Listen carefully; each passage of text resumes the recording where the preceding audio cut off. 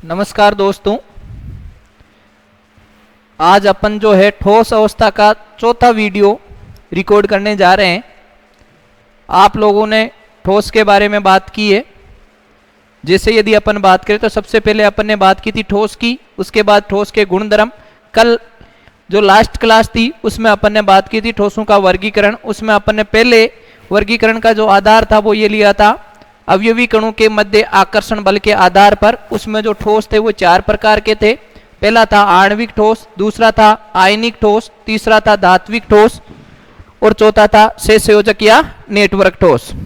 उसके अपन ने पूरी टेबल बनाई थी और उस टेबल के अंदर अपन ने उनके कारण जो है जाने थे। आज जो अपन है उनके कुछ नोट्स पॉइंट जो है या उनमें कोई ऐसा वर्ड जो वहां अपन टेबल में एक्सप्लेन तो किया था लेकिन फिर से एक्सप्लेन करके उसको लिखेंगे ताकि वो जो है आपको क्लियर हो जाए। तो चलो दोस्तों अपन आगे बढ़ते हैं नोट पॉइंट के अंदर। यदि नोट पॉइंट के अंदर अपन बात करें तो पहला नोट पॉइंट मैं आपके सामने रख रहा हूं। जैसे यदि अपन बात करें तो P4 कौन सा अणु लिया है मैंने, P4। यदि अपन बात करें दूसरे अणु की तो ऐसा ही मैंने एक और अणु ले लिया S8। कौन सा ले लिया बेटा, S8। यदि अपन बात करें तो ऐसा ही एक अणु और लेते हैं। यदि अपन बात करें तो मैंने ले लिया कौन सा, C16। कार्बन 60 की बात करें, ये तीनों ही अणु हैं और अणु अवयवी कण किसके हैं बेटा, आणविक ठोस के। तो यदि अपन बात करें P4, S8 तथा C16 प्रकार के अणु वाले ठोस आणविक ठोस होते हैं। यदि अपन इनकी बात करें तो ये किस प्रकार के ठोस होते हैं बेटा, आणविक ठोस। अब यदि अपन बात करें कि सर इसकी जरूरत कहां पड़ी, तो ये कंफ्यूज होता है सहसंयोजक बंध के साथ। जो अपन बात करें सहसंयोजक ठोस की जिसमें सहसंयोजक बंध होता है उसके आधार पर कुछ लोग कंफ्यूज होते हैं, इसलिए इसको नोट पॉइंट में लिख लिया। जैसे यदि अपन बात करें कार्बन का अपरूप है ग्रेफाइट। यदि अपन बात करें उसी प्रकार से तो कार्बन का दूसरा अपरूप जिसकी अपन ने बात की थी हीरे की, ये सभी सहसंयोजक और नेटवर्क ठोस के उदाहरण थे। लेकिन इसका तीसरा अपरूप यदि अपन बात करें C16 फ्लोरीन की, तो ये जो अपरूप है ये किसका उदाहरण है बेटा, आणविक ठोस की।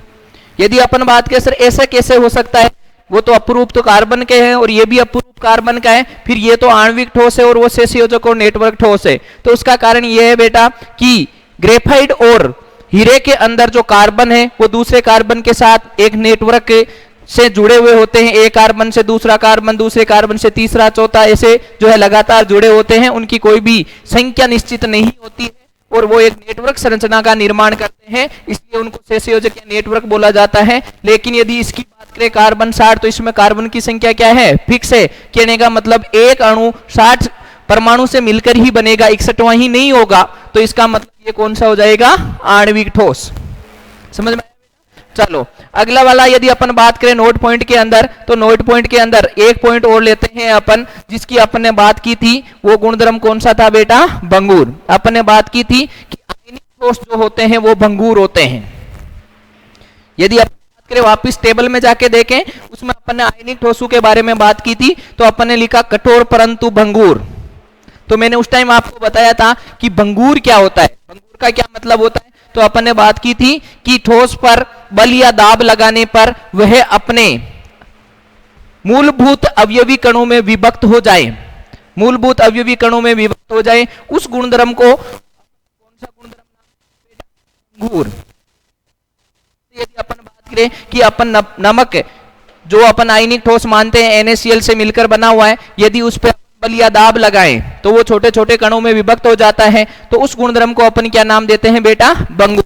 तो अपन बात कर रहे हैं ठोस का वह गुणधर्म, ठोस का वह गुणधर्म जिसमें उस पर बल या दाब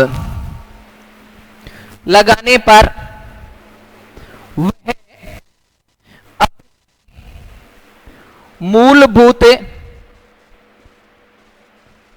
अवयवी कणों में विभक्त हो जाएं अथवा छोटे छोटे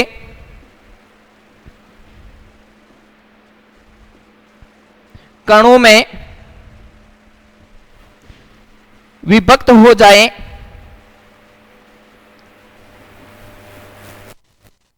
भंगूर कहलाता है। कैसा कहलाता है बेटा? भंगूर कहलाता है। यदि उस पर अपन दाब लगाएं, क्या लगाएं? दाब लगाएं या उस पर क्या लगाएं? बल लगाएं, तो जिसके कारण से वे अपने छोटे छोटे कणों में विभक्त हो जाता है, उस गुणधर्म को अपन क्या बोलते हैं? वो कौन सा गुणधर्म है बेटा? भंगूर है। अब अपने पास ये तो एक समझने के लिए था, ऐसा क्वेश्चन नहीं पूछा जाता कि भंगूर क्या होता है, लेकिन यदि अपन बात करें तो अपने को क्वेश्चन क्या पूछा जाएगा कि ये भंगूर क्यों होता है। जैसे यदि अपन बात करें तीसरे पॉइंट की, तो अपन बात की थी आयनिक ठोस भंगूर होते हैं। कैसे होते हैं बेटा? भंगूर होते हैं। क्यों होते हैं इसका कारण अभी अपन जानेंगे। कठोर होते हैं उसका कारण भी अपन जानेंगे, ठीक है। उसका अपन बात करें भंगूर होते हैं, क्यों होते हैं? क्योंकि यदि अपन आयनिक ठोस पे या दाब लगाएंगे, क्या करेंगे बेटा? आयनिक ठोस पे बल या दाब लगाएंगे तो समान आवेशों के मध्य की दूरी क्या हो जाएगी? कम हो जाएगी। अभी अपन बात करेंगे कैसे होगी। जैसे मान लो मैंने कोई भी आयनिक ठोस लिया और एक आयनिक ठोस का उदाहरण मैं आपके सामने पेश कर रहा हूं। जैसे मैंने ले लिया NaCl। क्या ले लिया? NaCl। तो क्या रहेगा? Na+, उसके बाद क्या रहेगा? Cl-, उसके बाद क्या रहेगा? Na+। NaCl ऐसे बना हुआ होता है क्रिस्टल, Na+, Cl-, Na+ के नीचे होगा Cl-, Cl- के नीचे होगा Na+, Na+ के नीचे होगा Cl-, Cl- के नीचे होगा Na+। इस प्रकार से आयनिक क्रिस्टल जो है वो एडजस्ट रहेगा Na+, Cl-। यदि अपन बात करें इसमें बल लगाने पर या दाब लगाने पे क्या होगा? इधर ध्यान से सुने बेटा, बहुत ही अच्छा कंसेप्ट है। यदि अपन बात करें इसके भंगूर की, तो इसके मध्य कौन सा बल लगता है? अपन ने बात की थी कुलामी बल या स्थिरवैद्युत आकर्षण बल। कौन सा बल लगता है? कुलामी बल या स्थिरवैद्युत आकर्षण बल। किनके मध्य? अवयवीकरण। अवयवीकरण क्या है इसमें? आयन। इन आयनों के मध्य प्लस और माइनस है, तो इनके मध्य कौन सा बल लगेगा? स्थिरवैद्युत आकर्षण बल। और परबल स्थिरवैद्युत आकर्षण बल होने के कारण से ये कठोर होता है। अब यदि अपन बात करें कि सर ये भंगूर क्यों होता है, तो आप बल लगाओगे तो ये NaCl है, ये NaCl किसके पास जाएगा? Na+ के पास। ये Cl- है, ये Cl- किसके पास जाएगा? Cl- के पास। क्योंकि यदि आप इधर से बल लगाओगे तो ये अणु क्या हो जाएगा? ये जो अवयवीकरण है वो इस अवयवीकरण के पास जाएगा, ये अवयवीकरण इस अवयवीकरण के पास जाएगा। इसका मतलब क्या हुआ? समान आवेशों के मध्य दूरी कम हो जाएगी, और दूरी कम होगी तो अपन को पता है कि कौन सा बल लग रहा था? बल कौन सा लग रहा था? F = K Q1 Q2/r²। ये कौन सा बल है बेटा? कुलामी बल। कौन सा बल है? कुलामी बल, ठीक है। पहले विपरीत आवेश थे तो आकर्षण था, और अब समान आवेश हो जाएंगे, उनके मध्य की दूरी कम हो जाएगी, तो ये किस में बदल जाएगा? किस में बदल जाएगा? स्थिरवैद्युत प्रतिकर्षण बल में। और जब इनके बीच में प्रतिकर्षण होगा तो ये छोटे छोटे कणों में क्या हो जाएंगे? विभक्त हो जाएंगे। तो अपन इसकी बात कर रहे हैं इस बिंदु पे। यदि अपन बात करें आयनिक ठोस भंगूर होता है, क्यों? क्योंकि ये आयनिक ठोस पर बल या दाब लगाया जाता है तो समान आवेशों के मध्य दूरी कम हो जाती है,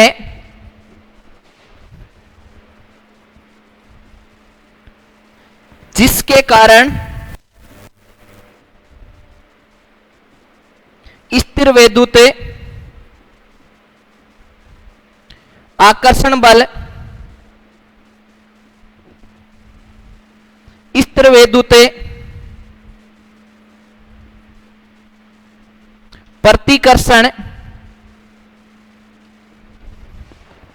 स्थिरवैद्युत प्रतिकर्षण बल में परिवर्तित हो जाता है, इसलिए यह भंगूर होते हैं। समझ में आई बात बेटा? फिर ध्यान से सुने बेटा, ये जो अपन ने क्रिस्टल बना रखा है Na+Cl- का, ठीक है, ये एक आयनिक ठोस है, और यदि ये एक आयनिक ठोस है तो अपन ने क्या किया, इस पे बल लगाया। क्या किया बेटा? बल लगाया, और बल लगाने से क्या होगा, ये Na+Na+ के पास जाएगा। Na+Na+ के पास जाएगा तो इनके बीच की दूरी क्या हो जाएगी, कम हो जाएगी। बीच की दूरी कम हो जाएगी तो समान आवेशों के मध्य कौन सा बल होता है, स्थिरवैद्युत प्रतिकर्षण बल, और स्थिरवैद्युत प्रतिकर्षण बल, आकर्षण बल है वो प्रतिकर्षण में चेंज होगा, और प्रतिकर्षण में चेंज होगा तो ये छोटे छोटे कणों में क्या हो जाएगा, विभक्त हो जाएगा। ध्यान से सुने, बहुत बार एग्जाम में क्वेश्चन पूछा जा चुका है और जाने की संभावना है कि NaCl क्या एक आयनिक ठोस है। अपन ने सभी आयनिक ठोस की बात कर ली। NaCl कठोर परंतु भंगुर होता है, क्यों? तो अपन ने भंगुर की बात की है, ठीक है। भंगुर क्यों होता है? क्योंकि बल या दाब लगाने पर उनके समान आवेशों के मध्य दूरी क्या हो जाती है, कम हो जाती है, जिसके कारण स्थिरवैद्युत आकर्षण बल जो है वो स्थिरवैद्युत प्रतिकर्षण बल में परिवर्तित हो जाता है, और इसके कारण से ये जो अवयवी कण है वो विभक्त हो जाते हैं छोटे छोटे कणों में, और उसको अपन क्या बोलते हैं कि वो क्या हो जाता है बेटा, भंगुर होता है। समझ में आया सभी को? ठीक है, ये आप जो है इसका स्क्रीनशॉट ले लो, 2 सेकंड आपको टाइम दिया जा रहा है।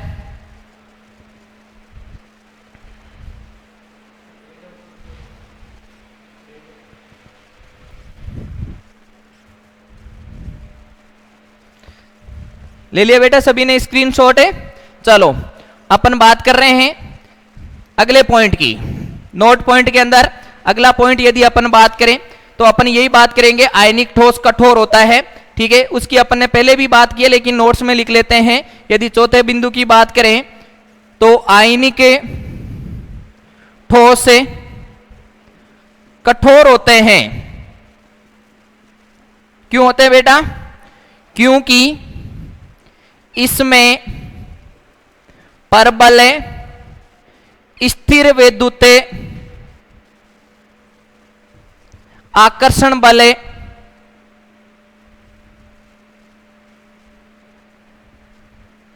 पाया जाता है। कौन सा बल पाया जाता है बेटा? परबल स्थिर वैद्युत आकर्षण बल पाया जाता है, इसलिए आयनिक ठोस कैसे होते हैं? कठोर होते हैं। यदि अपन बात करें नेक्स्ट बिंदु की, ठीक है, ये तो अपन ने बात पहले भी की थी, मेन इंपॉर्टेंट यही था। तीसरा पॉइंट जो अपन ने इसके भंगुरता की बात की है कि ये भंगुर होता है, उसके अपन ने बात कर ली, उसको अपन ने समझ लिया।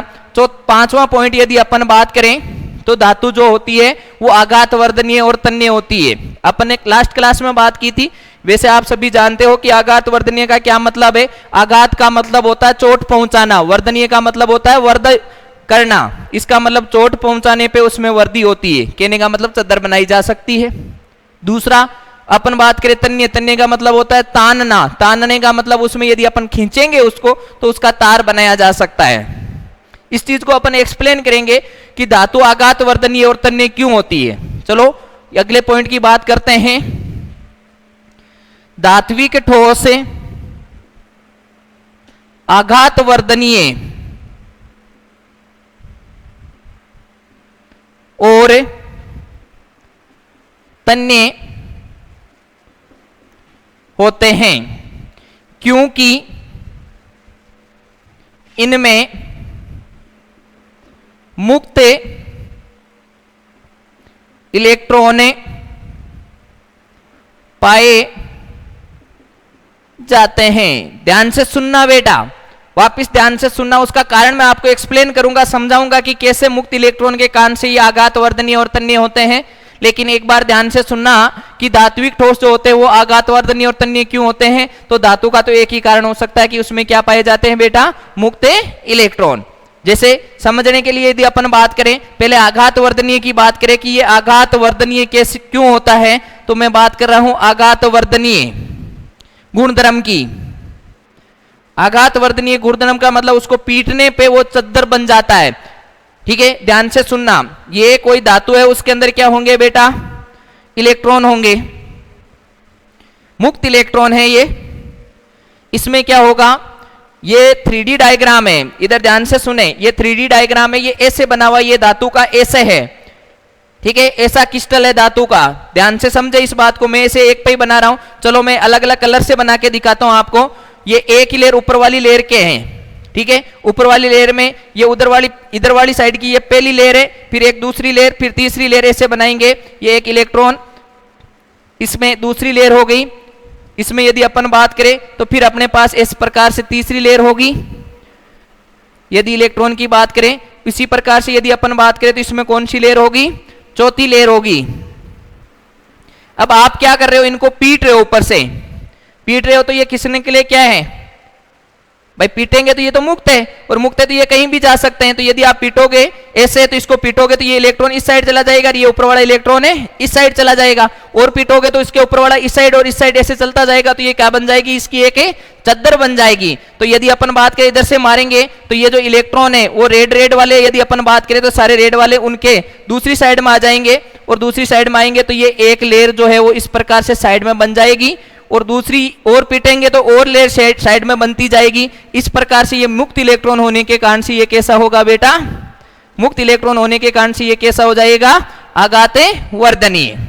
देखो फिर से समझा रहा हूं, ये धातु का क्रिस्टल है, इसमें इलेक्ट्रॉन मुक्त है, यहां से आपने इसको पीटा, ऊपर वाले इलेक्ट्रॉन मुक्त है, मुक्त है तो यह कहां जाएगा, साइड में, ये वाला इलेक्ट्रॉन भी किधर जाएगा, साइड में, तो ये और पतला हो जाएगा, और पीटोगे तो इसके ऊपर वाली लेयर के वजह से चलता रहेगा, तो लास्ट में ये क्या बन जाएगा, चद्दर बन जाएगा।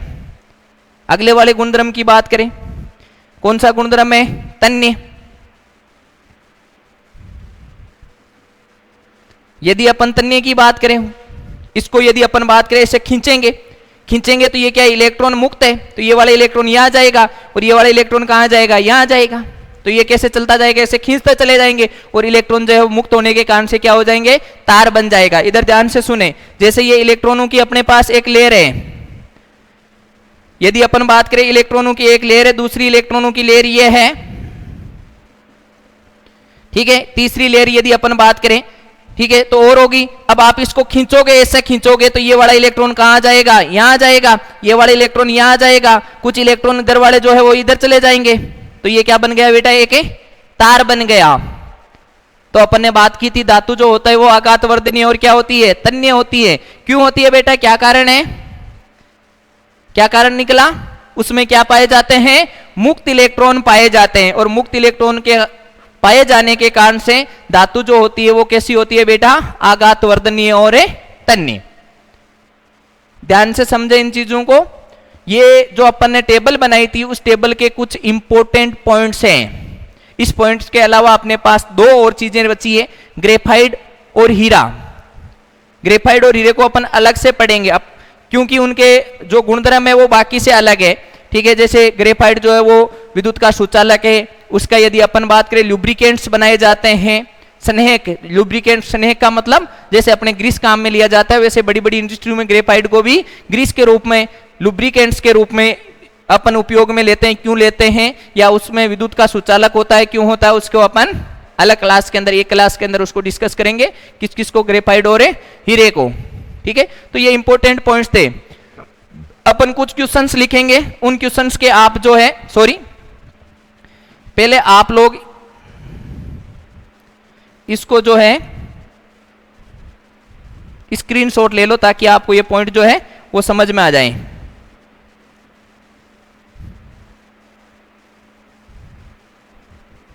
कि ऐसा क्यों हुआ, समझ तो लिया, ताकि आपके नोट्स बन जाए तो आपको कोई भी दिक्कतें नहीं हो। 2 सेकंड का टाइम है, आप इसका स्क्रीनशॉट ले सकते हो।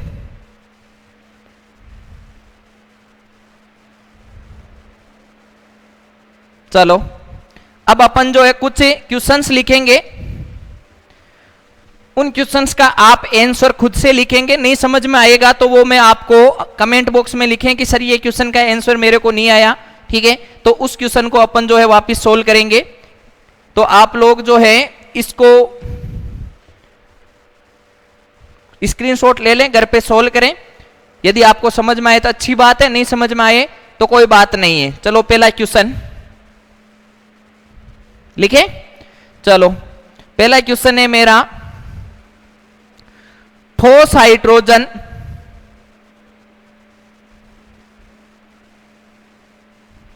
किस प्रकार का ठोस है। हाइड्रोजन वर्ड आ रहा है, ध्यान रखें। अपन ने बात की थी हाइड्रोजन आबंधित आणविक ठोस की। क्या ये हाइड्रोजन आबंधित आणविक ठोस है? नहीं है। क्यों नहीं है बेटा? क्योंकि क्या होना चाहिए? फोन के साथ हाइड्रोजन होना चाहिए। कहने का मतलब FON प्लस में हाइड्रोजन होगा। ये केवल हाइड्रोजन की बात कर रहा है, इसका मतलब हाइड्रोजन आबंधित आणविक ठोस है नहीं है। समझ में आया? आंसर लिखना आपको आंसर समझ में आ जाएगा कि ये किस प्रकार का ठोस है। चलो एक दूसरे टाइप का क्वेश्चन जो आता है एग्जाम के अंदर उसके बारे में बात करेंगे। क्वेश्चन नंबर 2 यदि अपन बात करें तो दूसरे क्वेश्चन में आपको बता रहा हूं कि इसका आंसर आप लिखेंगे ठोस ए ठोस अवस्था में विद्युत का कुचालक है, परंतु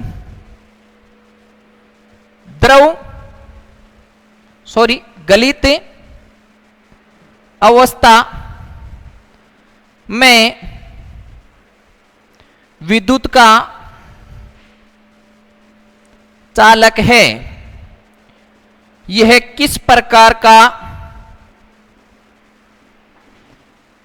ठोस है? इस प्रकार का भी क्वेश्चन पूछा जाता है। यह क्वेश्चन भी पूछा गया है एग्जाम्स के अंदर, तो आप इस पे भी ध्यान दें कि यह ठोस विद्युत का कुचालक भी है, चालक भी है। कुचालक कब है? ठोस अवस्था में, और चालक कब है? गलित अवस्था में। ध्यान रखें, क्वेश्चन को सोल्व करें, बहुत ही आसान से क्वेश्चन है। नेक्स्ट क्वेश्चन जिसको अपन ने आंसर लिखा है अभी नोट्स के अंदर, फिर भी मैं लिख लेता हूं। NaCl कठोर परंतु भंगुर होता है, क्यों? NaCl जो है वो कठोर और भंगुर होता है, क्यों होता है? ठीक है, इसका आंसर भी आपको लिखना है जो अभी अपन ने बात की थी। ठीक है, कठोर क्यों होता है और भंगुर क्यों होता है। तो इस टाइप के क्वेश्चंस जो है अपन जो टेबल बनाई थी उस टेबल पे बेसिस है, उसके आधार पर आप उसके आंसर दे सकते हो। आप कोशिश करें, और यदि आपको नहीं आते हैं तो कमेंट बॉक्स के अंदर आप लोग जो है उसमें कमेंट में लिखे कि सर वापस एक्सप्लेन कीजिए, तो मैं बिल्कुल करूंगा। ठीक है, तो ये अपना जो वर्गीकरण था, उसमें अपन ने पहला आकर्षण बल के आधार पर वर्गीकरण किया था, वो कंप्लीट हो गया। इसमें कोई भी डाउट है तो आप पूछ सकते हैं। ठीक है, वीडियो को जो भी वीडियो आ रहे हैं उनको सब्सक्राइब करें, लाइक करें, कमेंट करें, शेयर करें दोस्तों के साथ, ताकि अधिक से अधिक लोगों को बेनिफिट हो जाए। ठीक है, ये विद्यार्थियों आपके लिए ही है।